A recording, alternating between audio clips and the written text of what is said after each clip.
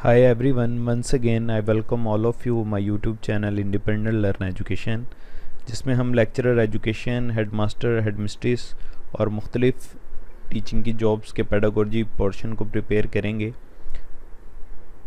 कल हमने इससे पहले जो थ्योरीज ऑफ मोटिवेशन के अंदर पहली थ्योरी मैस्लो की थ्योरी पढ़ी थी, जिसे हम हायरार्की ऑफ नीड्स भी कहते हैं। आज हम एडलर फर की अर्ज थ्योरी पढ़ेंगे। अर्ज ERG भी कह सकते हैं, ERG थ्योरी भी कह सकते हैं, या एडलर फर अर्ज थ्योरी भी कहते हैं आप इसको।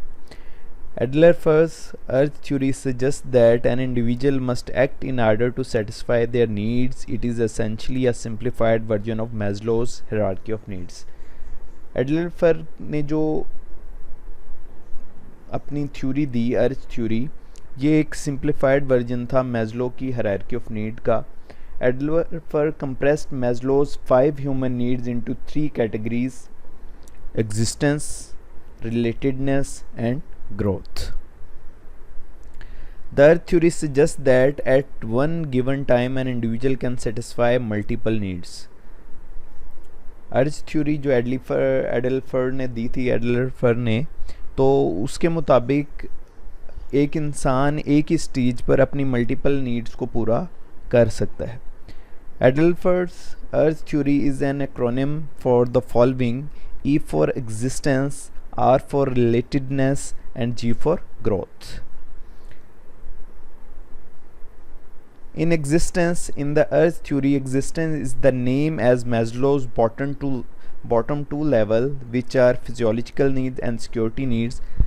एडलर फर ने जो ये 3 अर्ज थ्योरी के नाम से एग्जिस्टेंस, जो इसकी फर्स्ट अर्ज का फर्स्ट वर्ड है E, उसकी जो एग्जिस्टेंस है, उस एग्जिस्टेंस नीड में उसने 2 लेवल जो मैस्लो की थ्योरी के वो शामिल किए। कौन से 2 लेवल? फिजियोलॉजिकल नीड्स और सेफ्टी नीड्स, जिसे आप सिक्योरिटी नीड्स भी कह सकते हैं।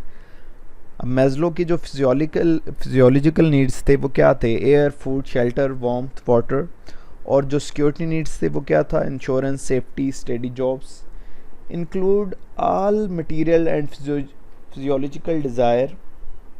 मैस्लो फर्स्ट 2 लेवल इसके अंदर आ गए कि इंसान एक ही स्टेज के अंदर, अब एडलर फर ने क्या कहा कि एक ही स्टेज एग्जिस्टेंस के अंदर वो अपनी इन मल्टीपल नीड्स को पूरा कर सकता है। उसके अंदर उसकी फिजियोलॉजिकल नीड्स भी आ गई, उसके खाना पीना, सोना, जागना, सांस लेना, ये तमाम चीज़ें, और दूसरी उसके सेफ्टी नीड्स भी उसी के अंदर आ गई, एग्जिस्टेंस नीड्स के अंदर। यही इसने किया था, इसने सिंपली मैस्लो की थ्योरी को उठाया और उसे 2-2 के सेट में डिवाइड कर दिया। बाकी इस थ्योरी में एज सच कुछ इम्पॉर्टेंट पॉइंट नहीं है, लेकिन बहुत दफ़ा इसमें से क्वेश्चन आ चुके हैं, तो इसलिए आपको समझाना ज़रूरी है। उसके बाद आगे रिलेटेडनेस नाम से जाहिर है कि इसके अंदर क्या होगा, आपकी जो सोशल नीड्स हैं या लव नीड्स हैं या बिलोंगिंग नीड्स हैं, एक तो वो आ जाएंगी, और सेल्फ स्टीम का लोअर पार्ट इसके अंदर आ जाएगा। It is the same as both Maslow second from the top level along with the middle level. Maslow esteem lower level needs are, इसमें अकम्पलिशमेंट आ गया, सेल्फ वर्थ आ गया, अपने आप को कुछ बेहतर समझना, और मैस्लो की जो सोशल नीड्स हैं वो इसके अंदर आ गई, जैसे बिलोंगिंग, फैमिली, लव। इसने क्या किया कि जो थर्ड स्टेज है मैस्लो की लव नीड्स, उसको इसमें शामिल किया रिलेटेडनेस में, और सेल्फ स्टीम जो फोर्थ स्टेज है मैस्लो की, उसका लोअर पार्ट, ठीक है, कि रिस्पेक्ट जैसे है या अचीवमेंट है, तो रिस्पेक्ट वाला हिस्सा, जो उसकी सेल्फ वर्थ वाला हिस्सा, लोगों का उसको सराहने वाला हिस्सा, वो इसमें शामिल कर दिया, और साथ इसमें कौन सी नीड्स आ गई? सोशल या लव नीड्स को शामिल कर दिया।